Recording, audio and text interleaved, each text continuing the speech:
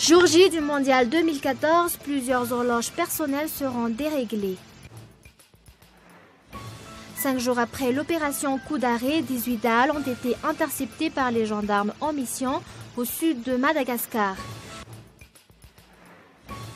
Après 7 ans de soubresauts et de préparation très perturbée, le Brésil donne enfin le coup d'envoi de son mondial de football, sous un ciel toujours menacé par les grèves et manifestations.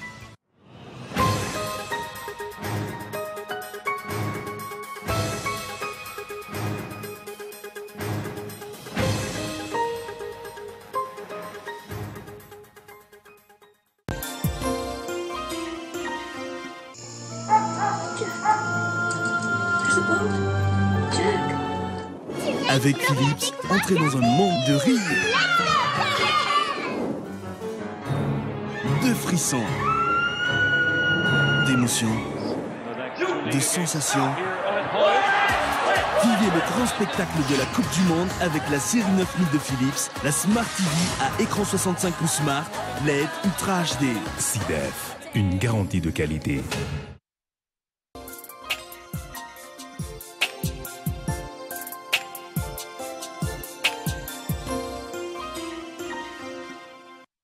Bonsoir à tous, bienvenue et merci si vous nous rejoignez pour ce journal en français.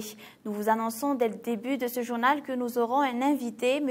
Élisée Boutoirsan, responsable des programmes de Cool TV. À la une ce jour, plus que quelques heures avant le coup d'envoi de la Coupe du Monde 2014. À partir de ce jour, le football occupera le centre de l'actualité durant un mois. L'État malgache demande que la politique soit mise sous le boisseau au bénéfice de l'apaisement. 3 membres de la Fédération de football ont été invités par la FIFA à Sao Paulo, au Brésil. Elle a également octroyé 30 billets d'entrée qui ont été départagés entre les partenaires de la diffusion des matchs à Madagascar. La majorité de nos responsables étatiques sont de fervents supporters du Brésil. André Arsan. Le président de la Fédération malgache du football, le ministre Ahmad, accompagné des 2 vice-présidents, ont pris la direction des stades du Brésil. La délégation assistera à la cérémonie d'ouverture et participera au congrès annuel de la FIFA à Sao Paulo pour cette année 2014.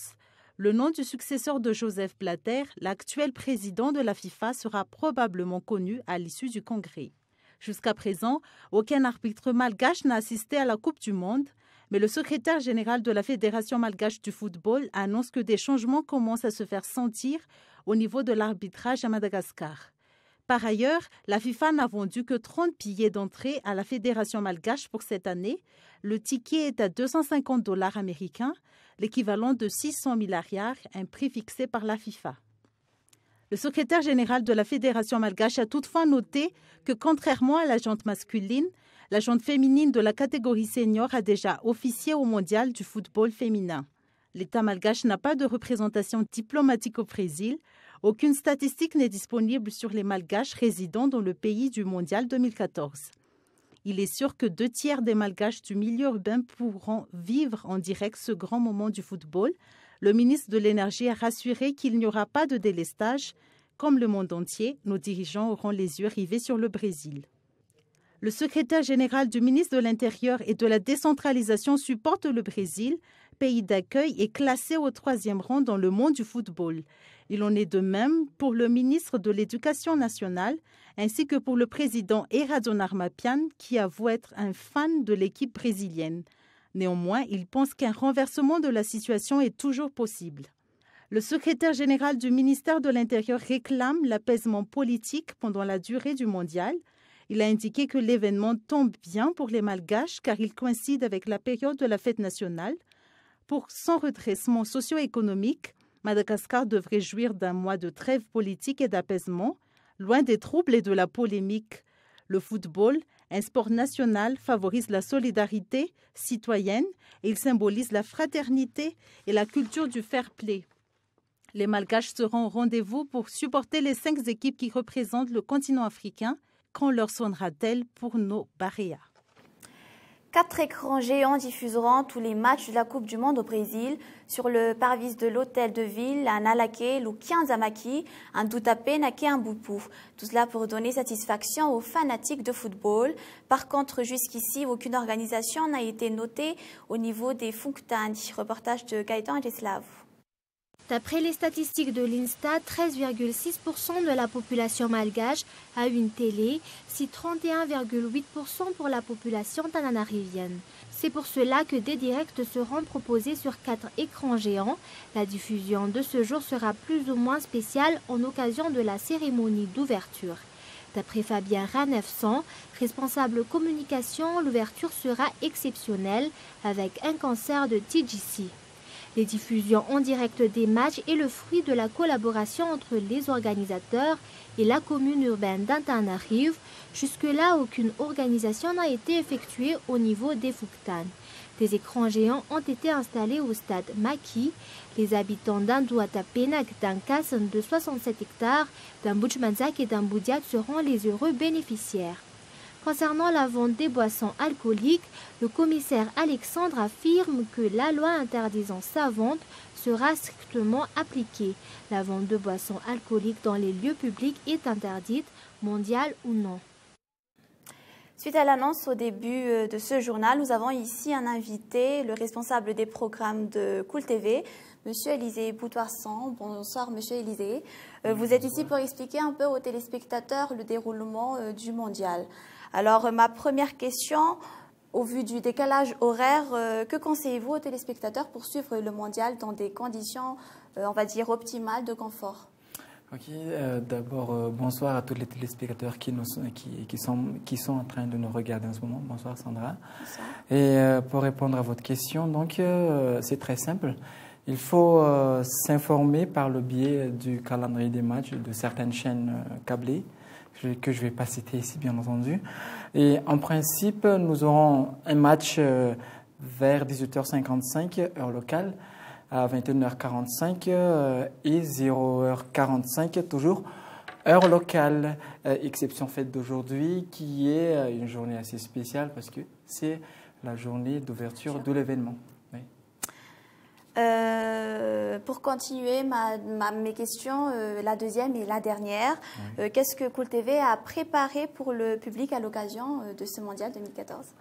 Bon, d'abord, ce qu'il faudrait savoir, c'est que Cool TV est l'une des chaînes qui est toujours à la pointe de l'innovation. Et dans ce même esprit, donc, nous avons pris l'initiative de concevoir l'émission qui est baptisée Team Mondial 2014. Et comme son nom l'indique, il s'agit d'une émission dédiée entièrement au Mondial 2014, dans laquelle on fera des commentaires, des analyses avec des consultants spécialisés. Et c'est la première fois, en fait, chez nous, à Madagascar, je veux dire, que ce genre d'émission ait été véritablement mis sur pied. Et notons également que les téléspectateurs, et c'est ce qui fait la spécificité de cette émission, les téléspectateurs donc peuvent participer en direct via des appels téléphoniques et donner leurs avis sur un match donné ou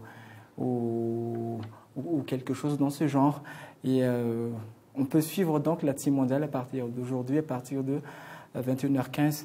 Et en parallèle avec cette émission, nous avons également préparé en lice pour accentuer davantage l'interactivité entre les téléspectateurs et la chaîne, un jeu spécial mondial qui va aiguiser et qui va mettre à rude épreuve le sens de l'observation, puisque le principe est de trouver l'élément manquant d'une photo, et l'élément manquant justement c'est le ballon. Et il faudrait donc trouver ça et envoyer par SMS. Si par exemple quelqu'un pense que c'est la bonne réponse, envoyer un code par SMS. Et voilà en gros donc les deux événements Cool TV qui sont liés au Mondial 2014. On vous remercie d'avoir accepté de venir sur le plateau et de nous avoir surtout apporté aux téléspectateurs ces brèves explications sur le mondial qui, comme nous le savons, débutera dans quelques heures. Bien, Coup d'envoi de la Coupe du Monde 2014 de football. Nombreux seront ceux dont l'horloge personnelle sera déréglée. Trouble du sommeil garanti au bout des 64 matchs programmés. Il y en aura à 19h ou à 22h du soir, à 1h ou à 3h du matin, heure locale. Pour ne citer que les rendez-vous exceptionnels, il est quand même important de savoir gérer son sommeil pour préserver sa santé. Le décalage horaire entre Madagascar et Brésil compte 3 à 5 heures. En général, c'est à 23 heures du soir, à 1 heure du matin et à 3 heures du matin que les matchs seront diffusés directement à Madagascar. Les fanatiques du football immoleront sans doute leur sommeil afin de ne pas les rater et de ce fait, les yeux et le cerveau seront mis à dure épreuve. Les enfants et surtout les étudiants constituent la tranche d'âge la plus exposée au risque. D'après Ranef Antoine, un médecin, les enfants doivent être bien surveillés car le manque de sommeil peut gêner leur concentration à l'école. Les effets du manque de sommeil ne touchent pas seulement les enfants, mais également les adultes. En général, la concentration sera la plus touchée, surtout pour ceux qui travaillent devant un ordinateur.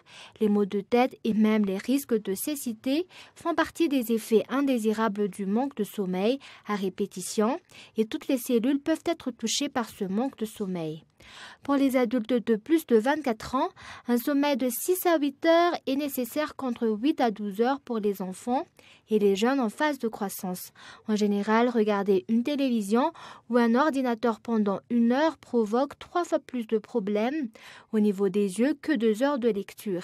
D'après Ratimamanga Ralanson Justin, un médecin, l'alimentation ainsi que le respect des normes du sommeil constituent la seule solution aux troubles. Les 64 matchs de cette Coupe du Monde durant 96 heures, soit 5760 minutes ou 4 jours en continu. Sans dormir, le mondial offre une opportunité de figurer dans le Guinness Book. Sur le plan politique, selon la Radio France Internationale, la délégation malgache a discuté de l'agriculture à Madagascar durant son voyage en Israël. La RFI a relayé ce jour que la visite du président Erazon Armatian portait sur l'agribusiness. La radio a déclaré que d'après la délégation malagasy, Madagascar dispose encore de 18 millions d'hectares de terres cultivables, notant qu'à son arrivée à Ivat, le président de la République a indiqué qu'aucune négociation n'a été entreprise durant son voyage en Israël, mais plutôt des rencontres entre les opérateurs. Les Israéliens viendront pour cultiver nos terres. Quelles ont été les vraies issues de cette visite? Volet sécurité, 5 jours après l'opération Coup d'arrêt, la sécurisation effectuée par la gendarmerie nationale dans le sud porte ses fruits. 9 Dahal sont tombés sous les balles de la gendarme, 9 autres ont été appréhendés. Jusqu'à présent, plus de 800 Dahal ont été déployés dans plusieurs régions dans la partie sud de l'île. Par ailleurs, les habitants déplacés ont pu retrouver leur village, un gendarme et un Boutsval. Depuis le début de l'opération, le constat se résume comme suit. Un cas de vol, 150 têtes de zébus perdues et retrouvées, 3 fusils récupérés dont 2 sont de fabrication locale et d'un de chasse Bacal.